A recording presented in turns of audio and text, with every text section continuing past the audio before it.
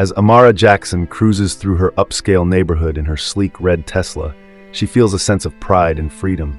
Little does she know, a single routine traffic stop is about to change everything she thought she knew about fairness and justice. Officer Nick Henderson patrols the streets, his gaze sweeping over the manicured lawns and grand homes. As Amara's car catches his attention, he feels an unsettling suspicion gnaw at him, remnants of beliefs he'd never fully examined. He narrows his eyes, flashing his lights, and decides to pull her over. The sudden red and blue lights in her rearview mirror disrupt Amara's peaceful thoughts. Aware of what could happen, she pulls over calmly, but the uncertainty in the air is unmistakable. As Officer Henderson approaches, his hand rests on his holster, ready for confrontation. His stern expression exudes distrust as he arrives at her window. Amara's heart races, but she maintains a calm exterior, all too aware of the risks that come with showing fear or frustration. "License and registration," Officer Henderson demands, his voice carrying an edge that makes it clear this isn't a typical stop. Amara moves slowly, retrieving her documents, noticing his scrutinizing gaze on both her and the Tesla. "Is this your car?" he asks, his tone laced with disbelief. Amara nods, suppressing the irritation that builds within her. "Yes, officer, I bought it last month." "Step out of the vehicle," Henderson orders, his grip tightening on his holster. Amara, confused and increasingly nervous, complies. "May I ask why, officer?" she asks politely, though her unease is growing. Henderson's stance stiffens. "We've had reports of a stolen vehicle that matches this description. Now out of the car." The accusation hangs in the air like a weight. Amara fights the urge to react and instead steps out of her car. She can feel the eyes of her neighbors on her, their stares a mixture of curiosity and judgment. As Officer Henderson pats her down, his tone turns condescending. "Nice car for a young woman. How'd you afford this?" he mutters. Amara's face flushes with embarrassment and frustration. It's clear that to him, her success is an anomaly. Her mind races between defending her rights and staying composed in the face of an escalating scene.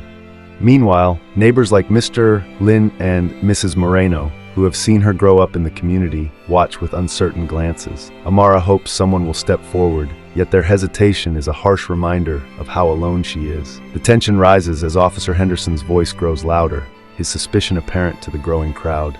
Amara takes a deep breath, deciding to ask for assistance. "I'd like to call someone for support, officer. I think there's been a misunderstanding." "Not until I say so," he snaps. The words only deepen her feeling of helplessness. At that moment, a second police car pulls up, and Lieutenant Avery, an experienced officer with years in the field, approaches. Amara thinks that perhaps finally, reason will prevail.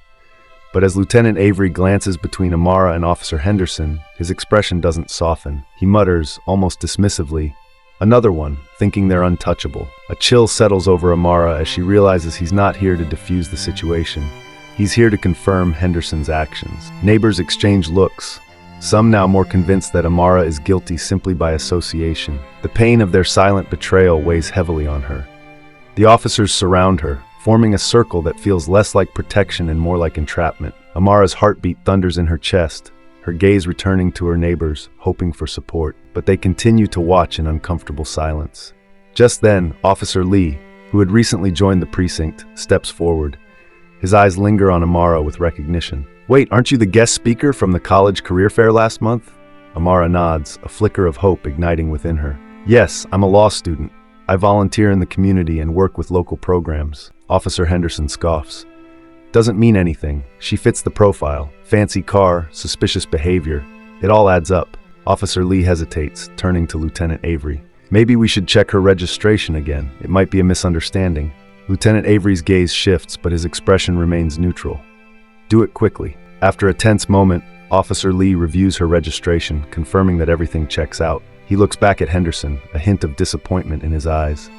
"There's no report of this car being stolen, officer. It's hers." Amara sighs, relief flooding over her, though her voice carries a resolute tone as she speaks. "You assumed I was guilty because I don't fit your idea of success. You never checked the facts." As murmurs ripple through the watching crowd, Henderson's face flushes. He struggles to respond, but finally, Lieutenant Avery steps in. "It seems we made a mistake," he says tersely. But Amara isn't ready to simply let it go.